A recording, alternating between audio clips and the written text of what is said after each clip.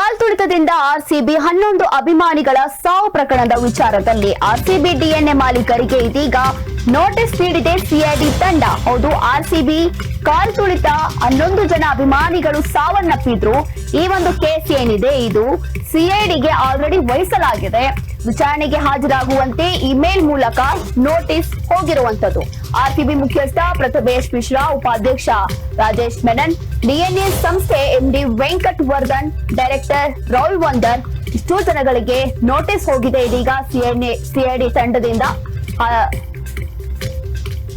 Rohan ವರ್ಧನ್ಗೆ notice ನೀಡಿದೆ CID ಅಧಿಕಾರಿಗಳು. Email ಮೂಲಕ ನೋಟಿಸ್ ನೀಡಿರುವಂತದ್ದು. ಬೆಂಗಳೂರಿನ ಮನೆ ಕಚೇರಿಗಳಲ್ಲೂ ಕೂಡ ಇದೀಗ ಪರಿಶೀಲನೆ ಆರಂಭ ಮಾಡಿದೆ ಸಿಐಡಿ ತಂಡ. ಈಗಾಗಲೇ ಕೆಎಸಿಎ ಪದಾಧಿಕಾರಿಗಳ ವಿಚಾರಣೆ ಕೂಡ ನಡೆಸ್ತಾ ಇದೆ. ಕೆಎಸಿಎ ಪದಾಧಿಕಾರಿಗಳ ವಿಚಾರಣೆ ಆರಂಭವಾಗಿದೆ. ಹಾಗಾಗಿ ಇವ್ರಿಗೂ ಕೂಡ ನೋಟಿಸ್ ಹೋಗಿರುವಂತದ್ದು. ಇದೀಗ ಆರ್ಸಿಬಿ ಡಿಎನ್ಎ ಸಂಸ್ಥೆ ಮುಖ್ಯಸ್ಥರ ವಿಚಾರಣೆಗೆ ಮುಂದಾಗಿದೆ ಸಿಐಡಿ ತಂಡ. ಅಮಾನತು ಆಗಿರುವಂತಹ ಇನ್ಸ್ಪೆಕ್ಟರ್ ಗಿರೀಶ್ ಕೂಡ ವಿಚಾರಣೆಗೆ ಬರಬೇಕು ಅಂತ ಹೇಳಿ ನೋಟಿಸ್ ಕೊಟ್ಟಿದೆ ಸಿಐಡಿ ತಂಡ. ಭದ್ರತೆಗೆ ಕೆಎಸ್ಆರ್ಪಿ ಸಿಬ್ಬಂದಿ ನಿಯೋಜಿಸಲು ಸೂಚನೆ ಕೂಡ ನೀಡಲಾಗಿತ್ತು. ಆದ್ರೆ ಅಲ್ಲಿ ಯಾವುದೇ ಭದ್ರತೆ ಇರಲಿಲ್ಲ, ಎಲ್ಲರಿಗೂ ಗೊತ್ತಿರುವಂತಹ ವಿಚಾರ. ಆದ್ರೂ ಸಹ ಭದ್ರತೆಗೆ ಸಂಪೂರ್ಣ ಸಿಬ್ಬಂದಿ ನಿಯೋಜನೆ ಆಗಿರ್ಲಿಲ್ಲ. ನೋಡಿ, ಭದ್ರತೆಗೆ ಕೆಎಸ್ಆರ್ಪಿ ಸಿಬ್ಬಂದಿ ನಿಯೋಜಿಸಲು ಸೂಚನೆ ನೀಡಲಾಗಿತ್ತು.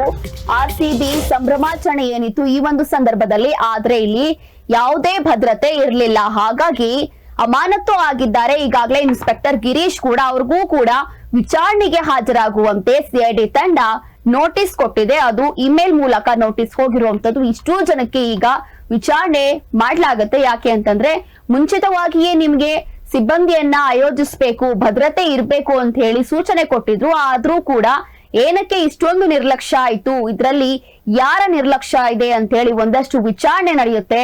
ಹಾಗಾಗಿ ಇದೀಗ ಸಿಐಡಿ ತಂಡದಿಂದ ನೋಟಿಸ್ ಹೋಗಿರುವಂತದ್ದು. ಆರ್ಸಿಬಿ ಡಿಎನ್ಎ ಮಾಲೀಕರಿಗೆ ನೋಟಿಸ್ ಹೋಗಿದೆ. ಅದರ ಜೊತೆಗೆ ಆರ್ಸಿಬಿ ಮುಖ್ಯಸ್ಥ ಆಗಿರುವಂತಹ ಪ್ರಥಮೇಶ್ ಮಿಶ್ರಾ, ಉಪಾಧ್ಯಕ್ಷ ರಾಜೇಶ್ ಮೆನನ್, ಡಿಎನ್ಎ ಸಂಸ್ಥೆ ಎಂಡಿ ವೆಂಕಟ್ ವರ್ಧನ್, ಡೈರೆಕ್ಟರ್ ರಾಹುಲ್ ವರ್ಧನ್, ರೋಹನ್ ವರ್ಧನ್ಗೂ ಕೂಡ ನೋಟಿಸ್ ನೀಡಿದೆ ಸಿಐಡಿ ತಂಡದ ಅಧಿಕಾರಿಗಳು. ಆರ್ಸಿಬಿ ಡಿಎನ್ಎ ಅಧಿಕಾರಿಗಳ ಮನೆ ಹಾಗೂ ಕಚೇರಿಗಳಲ್ಲೂ ಕೂಡ ಒಂದಷ್ಟು ಪರಿಶೀಲನೆ ನಡೀತಾ ಇದೆ.